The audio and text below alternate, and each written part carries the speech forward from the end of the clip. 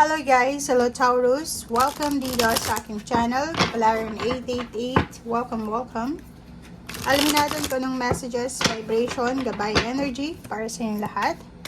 Ito ay general reading, so pwede kang makaresonate. Gamitin mo yung intuition sa panonood. Taurus.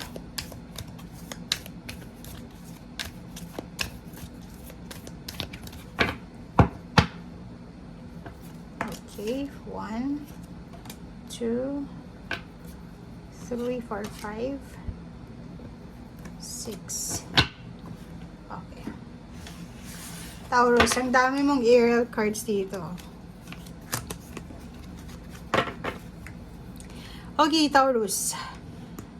King of Ariel. Sinasabi ng barahang ito sa'yo na lahat daw ng plano mo ay posibleng ma-achieve mo. Okay? Mapaprofessional man yan or financial. So, yung success mo dito is parang sinasabi na magiging maayos yung takbo ng tagumpay mo sa usaping pinansyal. Pwedeng hindi man sa ngayon, pero may pagkakataon sa pwedeng sa future. So, sa ngayon pa lang, habang papunta ka pa lang doon or habang nagpaplano, nag-iisip ka pa lang, gamitin mo kung ano yung meron ka. It's either resources, talent, strength, in a nice way or in a wise manner. Okay? Next card natin dito is Four of Ariel. Ayun. So, the same din dito sa King of Ariel, itong Four of Ariel na if ever may pera ka or if ever man na wala ka pang pera, kung gusto nating magkapera or gusto nating makaipon ng pera o kung gusto nating magkaroon ng savings, maging matipid tayo, okay? And kailangan nating matutunan yung pagsisave and spend ang money wisely, okay? Dito sa barahang to, sinasabi na it's your lucky day. So, pwedeng lucky ka today habang nanonood ka dahil may mga bagong resources ng money, ng career, ng oras, ng suporta, or posibleng merong magbabago ng trabaho or promosyon.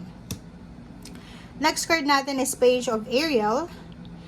Dito sinasabi na isang oportunidad, isang napakagandang oportunidad ang pwedeng i-offer sa iyo ng universe, especially kung estudyante ka, pwedeng may scholarship or pwedeng may training, skills training or any additional learnings na posibleng i-offer sa iyo. And Nine of Ariel, same din dito sa Ace of Ariel, na sinasabi na lahat daw ng pangarap mo ay pwede yan na magkatotoo. Pero may condition yan. Kung magiging hardworking ka, etong hard work na to ay talagang magdadala to sa ng success. Okay? And kung magiging grateful ka din sa kung ano yung blessings mo sa ngayon, mas marami pang blessings ang darating sa'yo. Last two cards natin is King of Raphael and Eight of Raphael. Dito sinasabi na may naghihintay sa'yo.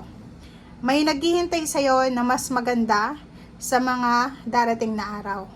So, gawin mo kung ano yung mga bagay-bagay na alam mong magbibigay sa'yo ng saya. Huwag mong sayangin ngayong oras, yung pagkakataon, yung oportunidad. Okay? Magtiwala ka. Yes, it's safe na magtiwala. Marami kang accomplishment na makukuha in the coming years or sa future mo. Okay. Thank you.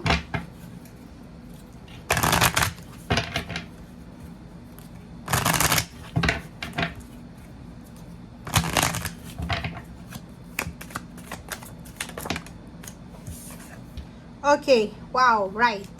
So sa ngayon, sinasabi ng barahan na posibleng makatanggap ka ng isang sulat or may kailangan kang isulat or may kailangan kang ayusin. Okay.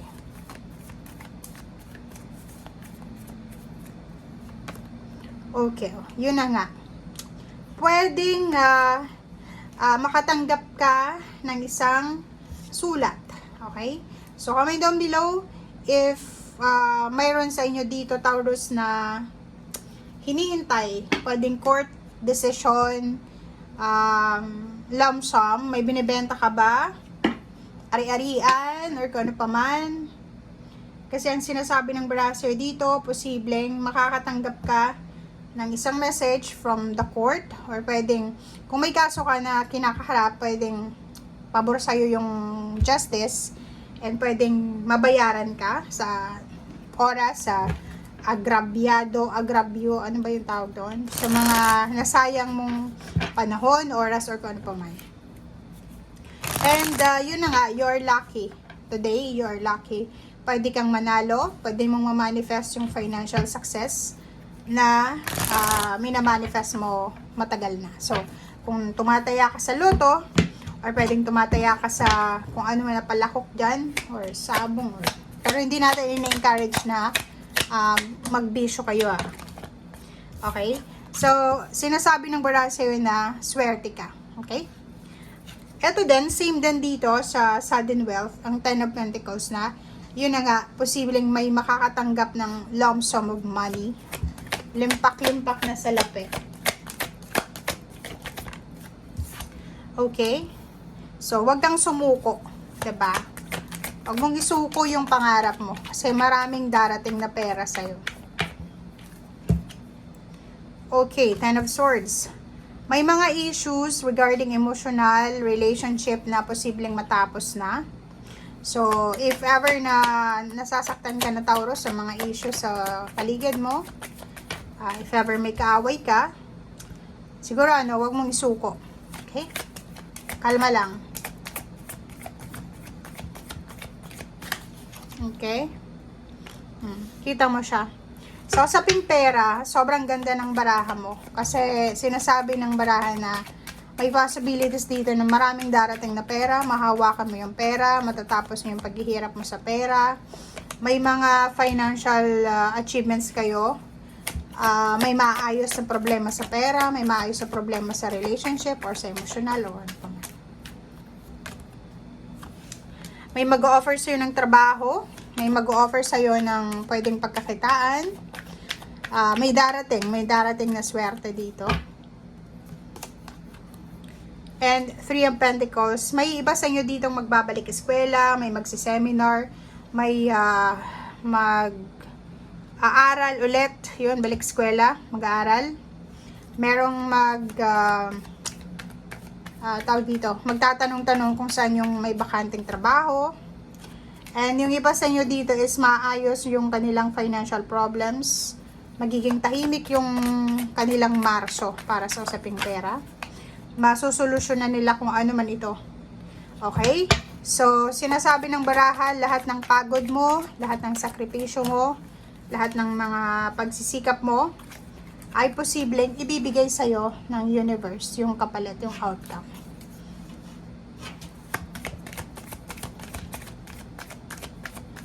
Okay, ano pa ba? Okay, sa family naman, maayos. If ever may mga issues kayo sa pamilya nyo, posible ngayong Marso ay maayos yung mga issues na yan, awayan, or kung ano pa man. May improvement, may travel kang gagawin. And nakikita natin dito, pwedeng may magbebenta ng sasakyan, may magta-travel, may relocation, lilipat ang bahay, or kung ano pa man. Okay, so thank you for watching and see you again. Bye!